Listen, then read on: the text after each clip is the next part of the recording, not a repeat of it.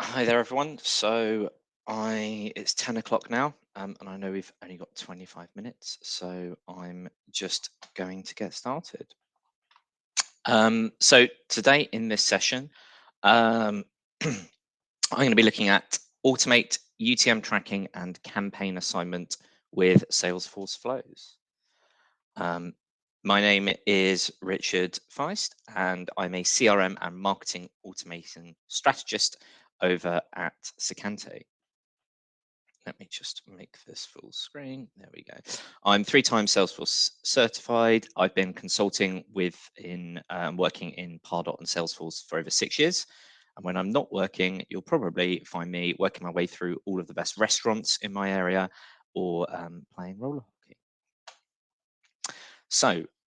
All our slide decks came with these cute animals as a default placeholder, and I had no better pictures than these. So I have kept them for now, just because they are cute and they add an element of cuteness to the slides. So I'm going to break this topic down into 3 main aspects. We've got capturing UTM parameters, storing UTM parameters, and assigning to campaigns using those UTM parameters. So very quickly, we're going to be running through what UTM parameters are. So very high level for those of you that might not know yet. UTM parameters are used to track traffic that visits our website by adding extra information to the URL. This extra information can tell us where the traffic has come from, be that email, Google Ads, social media, etc. This information is sent back into Google Analytics and tracked to give us extra insight into how effective different campaigns are and tell us the best way to drive more traffic to our site. As you can see here, I have an example of the field names. So that's source, medium, campaign, content, and term. And they're the standard ones that we tend to see. There's an example URL there pointing to the Secante website, and there's a link off to a URL builder. Now, there are 2 main ways of capturing UTM parameters in Pardot. Firstly, if you haven't already, if you're using Pardot, and I would suggest, firstly, a starting point is to activate the Google Analytics connector in your Pardot account. You go to Pardot settings, connectors, and add connector, and that is going to start populating where Google and Pardot together can find those parameters visible. It's going to start populating it into your org on the prospects in the bottom right hand corner if you view an individual prospect. Now, that's great, and that's sort of dipping your toe into the water. What we're looking at is the second way is going to require a bit more lift, some hidden fields, picking up conversion points to capture our UTM parameters.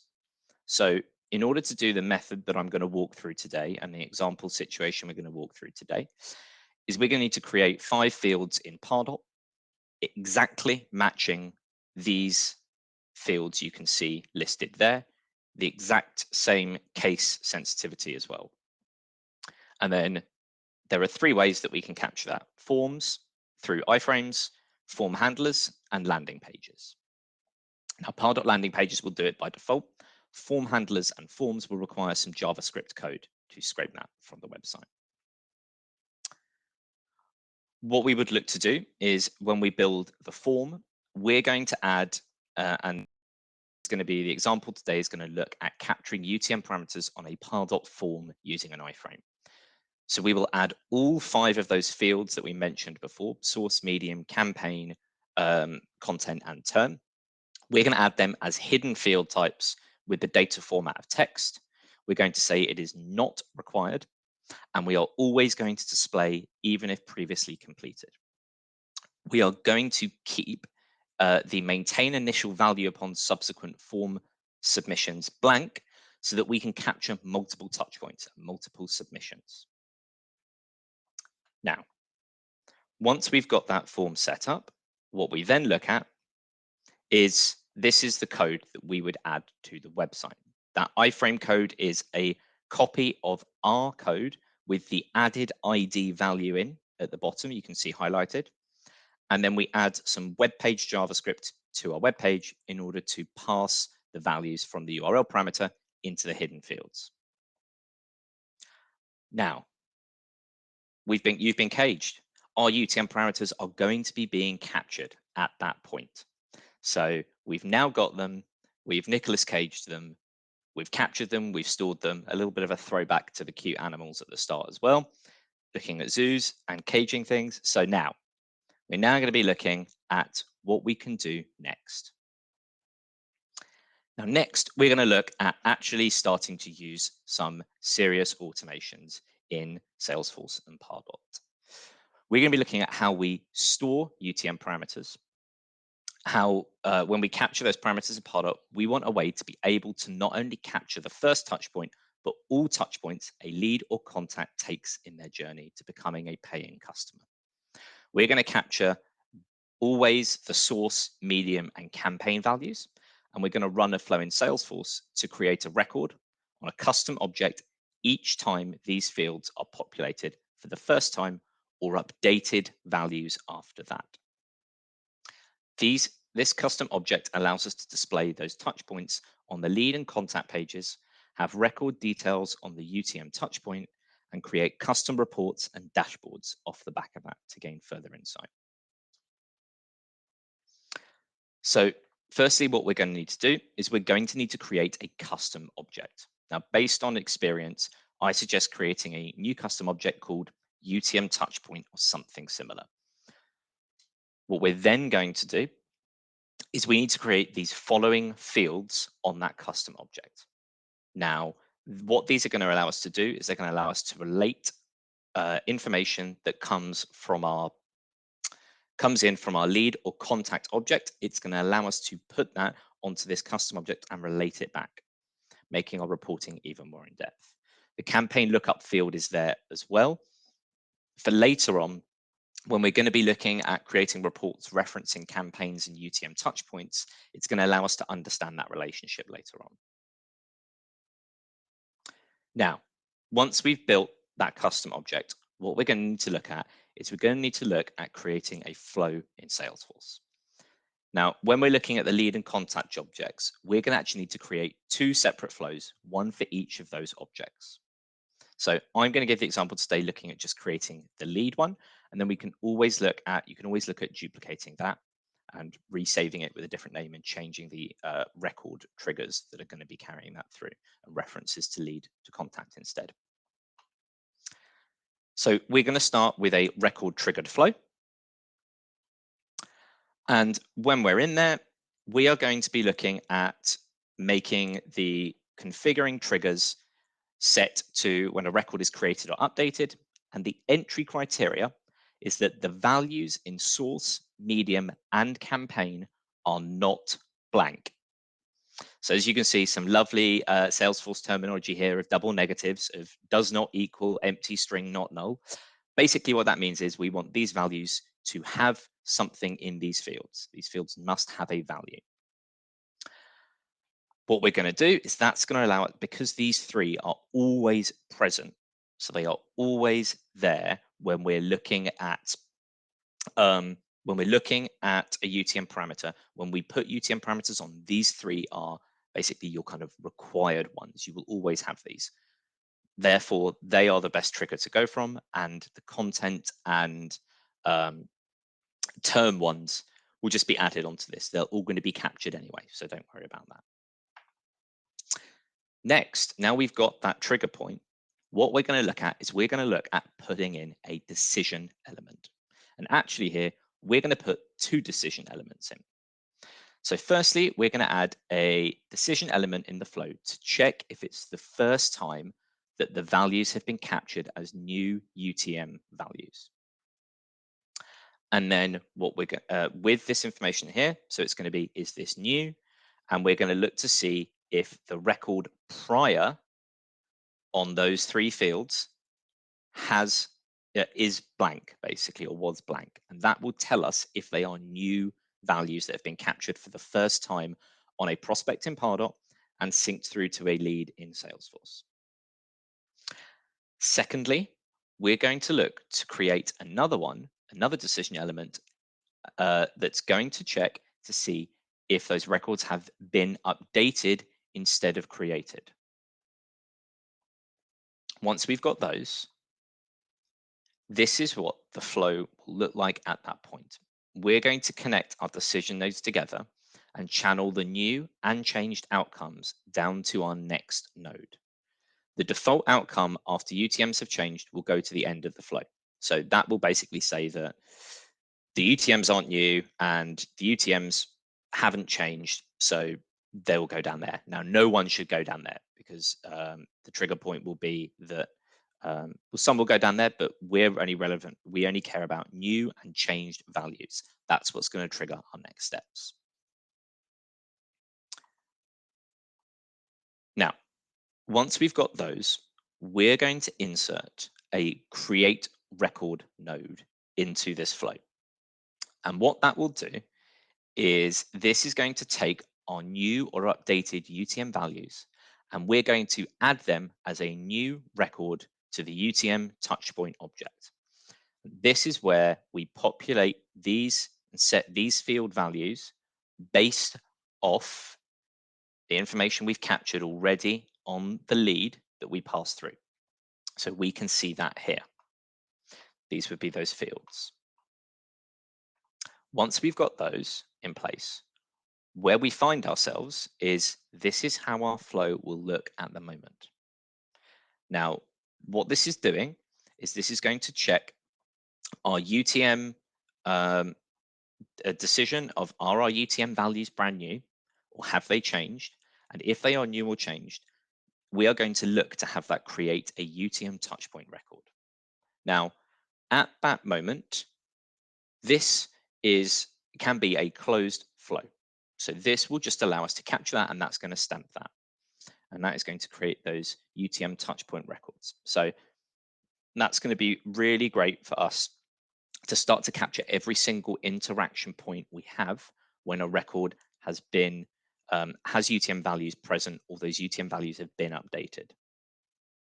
Now, what we're actually going to do is we're going to now take this flow a step further. And we are now going to move some of the items around a little bit, and we're going to add some additional steps to allow us to assign these leads and contacts to Salesforce campaigns. So the next step we're looking at is we're going to be looking at assigning to campaigns. Now, taking this a step further, we're going to look at the information from the UTM parameters themselves to assign leads and contacts to the right campaigns in Salesforce. Now, when we want to do this, we're going to go back to just before that point where we had a create UTM touchpoint record. So we're going to come in just between these new and changed values, and we're going to add a different node instead. So we're going to be adding additional nodes, assigning to campaigns, and updating campaign member statuses. So firstly, we're going to update our flow. And as I mentioned, we're going to insert a new get record node. And this is going to pull in the campaign object. And we're going to pull this in based on the name of the campaign in Salesforce, matching identically the UTM campaign name. Now, this is just one example method and one of the simplest methods of matching UTM values to campaigns. And I will cover some others later, but this is the main one we're going to use for this example. It does mean that we need to have really clear and organized naming conventions and campaign hierarchies in place in order to make this function how we would want it to. And what we're also going to do here, and you can see the additional value, is we're going to check to see if that campaign is active. Now, that is just something that I've found gives us an extra level of comfort, but it's also something that we can remove if you don't want that in there. So the first one we've got is we're going to be looking at pulling in a campaign that matches our UTM campaign field value. Once we've got that in, we're then going to have a node after that. We're going to insert a decision node. And this is going to check to see if the right campaign has been found. And we're going to create this decision node outcome for no campaign found and also yes campaign found.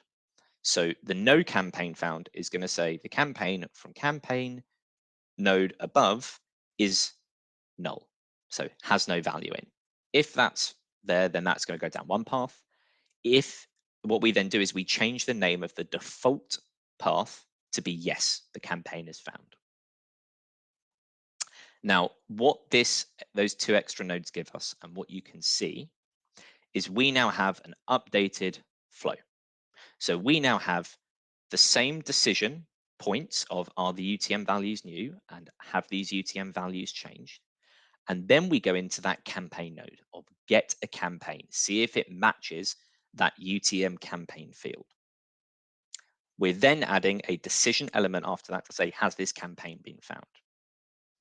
And we've got a no and yes. Now, what we're going to do here is we're going to duplicate that create UTM touchpoint record node that we'd built earlier, and we're going to put that on both paths. And the reason for that is we still want, even if we don't have the campaign to assign someone to, we still want to capture that touch point because we might want to create campaigns later on. Or we still want to see that they've come in via maybe an organic channel where we don't have UTM values in. There'll be certain elements that we might want to have a look at there. It might be that someone's done some incorrect naming conventions in our Salesforce campaigns, and we want to match these people in later on. So this is why we still have that there. So either option, either path, we're going to create that UTM touchpoint record as before. But on the one where we do have that campaign found and we've created that touchpoint record, we're going to want to do some additional steps here. Now, you can see carrying on from the previous flow where we had the decision and the create UTM touchpoint and then an arrow. That arrow will now look like it's going to go into a get campaign member node. And we're also going to have a get campaign member status node as well.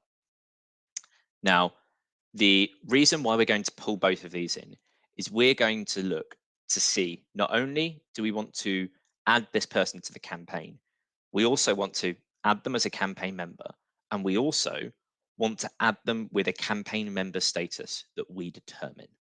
So we want to make sure it's the right campaign member status based on them being a campaign member.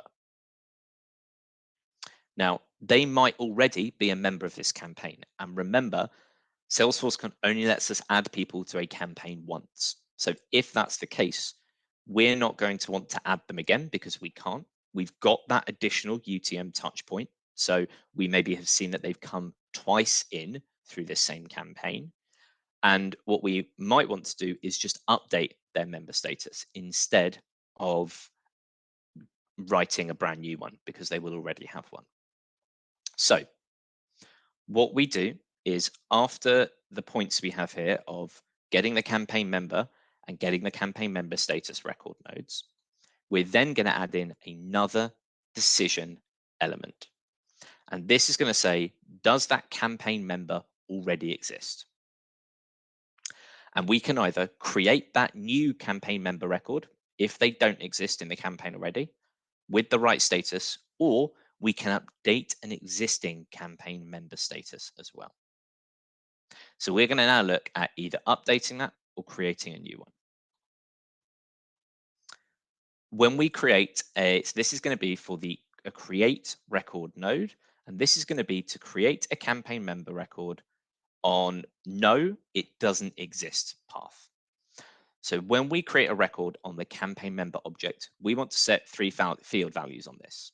The campaign ID, which selects the value from the campaign previous node. And we're going to select the campaign ID as part of that. We also look to use the lead ID from the record. And the last field we're going to set is the status.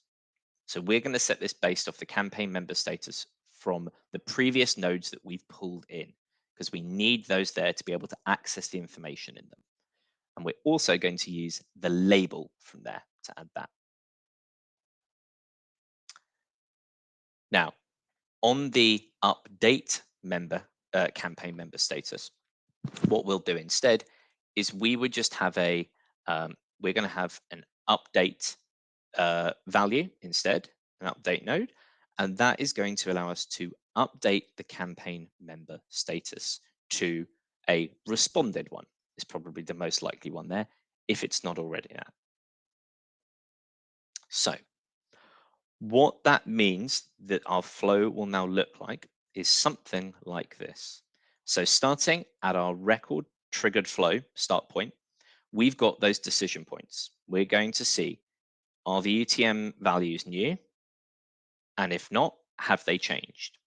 If they are new or they have changed, it's going to flow into that get campaign record node. After that, you can then see we've got the was that campaign found? So based on our criteria, does that campaign exist? If no, we create the UTM touchpoint record and then we just leave it. That's the end. We can always come back to those at a later date and look to attribute them later on. But for now, we're happy with that as it is.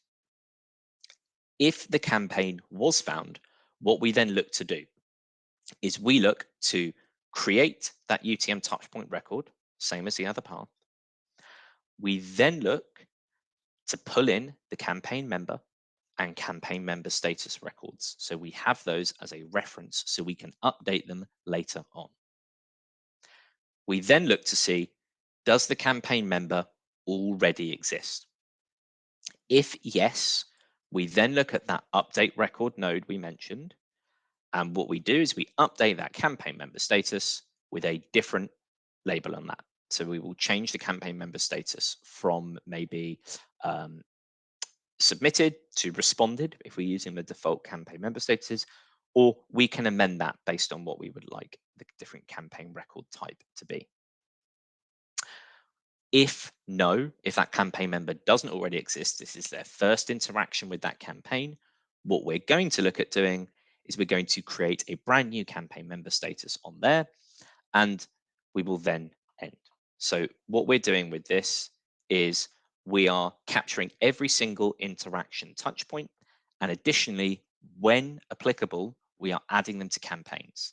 Now, the reason for that is we can then use Salesforce's very powerful campaign influence models to better help us understand how people are interacting with us, what our ROI is, and it's going to give us enhanced reporting as well.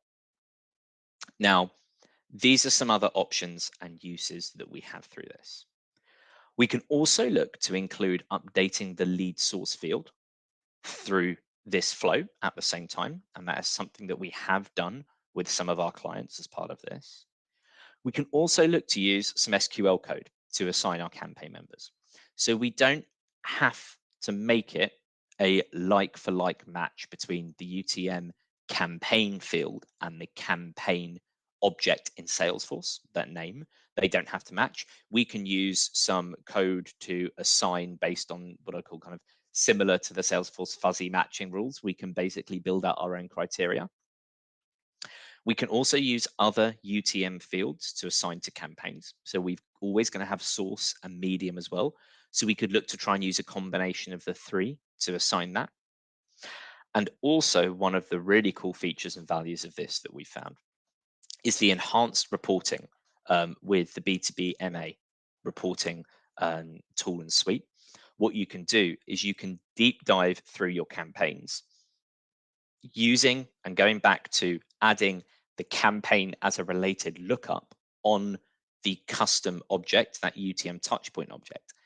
We can actually use that along with the campaigns in our enhanced reporting to give us those deep dive views. So we're not just seeing the one touch point of campaign, we're able to go in further and we're able to see, oh, they're a member of this campaign, but they actually had 3 touch points as part of it. So we can start to use that to steer and guide some of our decision making. And outside of that, I've got some links here to stay in touch with myself through the Scante Twitter, my LinkedIn, and my email address are in there. And I'm just going to say thank you very much for attending Automation Dreaming and this session today. I hope you found it useful.